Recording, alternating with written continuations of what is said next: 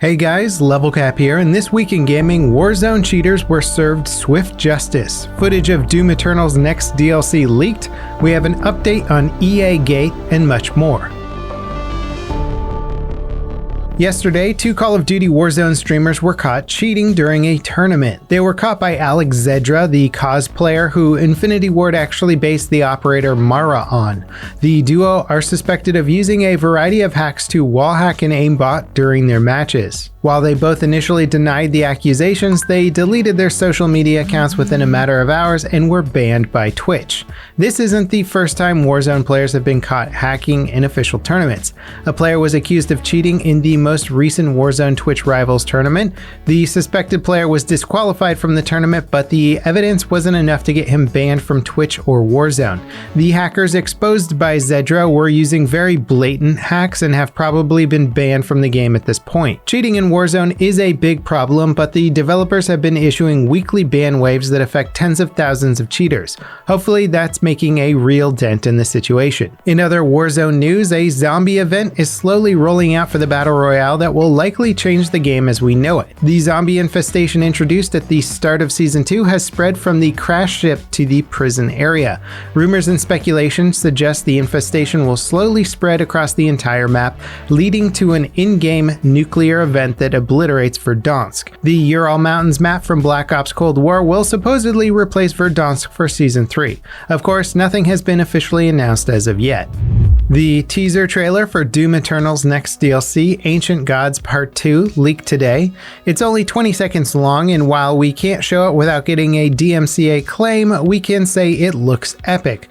Bethesda's official description of the DLC says, "The epic conclusion to the Doom Slayer saga. Players will travel from the ruins of an ancient sentinel settlements and the cosmic wonders of the world's spear to a devastating and overgrown city on Earth hiding in a mysterious gateway. Face Hell's armies in never-before-seen locations as you fight your way to Emora, the last bastion of the Dark Lord, protected by towering walls and powered by advanced technology." If you are hungry for more Doom Eternal, Ancient Gods Part 2 sounds like it's going to be a meaty expansion. It's been a crazy week for Rust. It got a major update on PC, the console version was revealed, and then a fire ripped through a European data center hosting 30 of the game's servers. The servers were quickly replaced, but all the data hosted on the originals was lost. The good news is the console version of Rust looks very solid. It'll be available in a couple of months on the PS4 and Xbox One. Even without a next-gen upgrade, both consoles seem to run the game just fine. The developers haven't released any info about the next-gen upgrade, but you can probably expect an FPS or resolution bump on the next-gen hardware. If not an official upgrade, then whatever boost mode the console offers. EA released a preliminary update on their investigation into an employee selling FIFA Ultimate Team cards to players for thousands of dollars. The situation has been dubbed EA Gate on social media. They say their initial investigation shows questionable activity involving a very small number of accounts and items.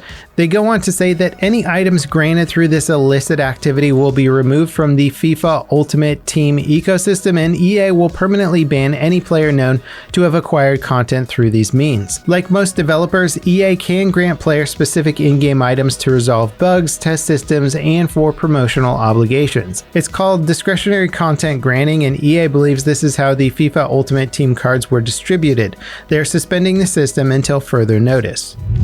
Microsoft's $7.5 billion acquisition of Bethesda's parent company ZeniMax was finally approved. The announcement was quickly followed by 20 of Bethesda's biggest franchises like Doom, Elder Scrolls, and Wolfenstein being added to Xbox Game Pass. The big question is, what happens to future Bethesda games? Will the next Elder Scrolls or Wolfenstein game be an Xbox exclusive? According to Xbox head Phil Spencer, all future Bethesda games will be exclusive to Game Pass platforms. That doesn't mean upcoming Bethesda games that already have multiple platform obligations will suddenly become exclusives. Those contracts and commitments will be honored. The same thing applies to existing multi-platform titles. Blizzard released some big patches for Overwatch. The Xbox Series version of the game finally got its next-gen upgrade. It offers various performance and resolution modes, maxing out at either 4K 60fps or 1440p 120fps on Series X. On PC, Overwatch finally supports NVIDIA's low-latency reflex technology. Across the board, it reduces latency by half on most GPUs. Overwatch doesn't exactly require hyper-precise aim with most heroes, but low latency is always good. Naughty Dog are hiring for some sort of long-term multiplayer game. Speculation suggests that it's a standalone multiplayer game based on The Last of Us Part 2. The game was originally being developed with a multiplayer factions mode like the original, but it was scrapped so the developers could get the game out in a reasonable amount of time. When Naughty Dog ditched it, they made some ambiguous statements suggesting a standalone multiplayer experience was in the works. If this job listing is anything to go by, the game will be a live service title.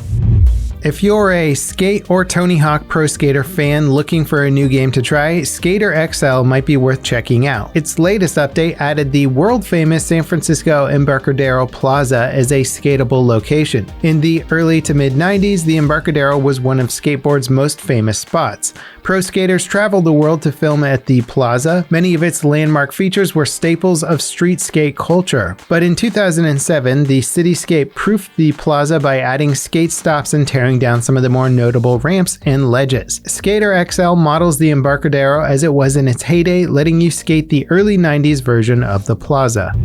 If you thought the boomer shooter retro FPS craze was slowing down, well, you've got another thing coming. A new game in the genre called Dread Templar is coming to Steam Early Access in a couple of months, and the reveal trailer looks great. It utilizes the classic Quake engine aesthetic and mixes in modern design elements. In a lot of ways, it resembles Doom Eternal, but with retro visuals.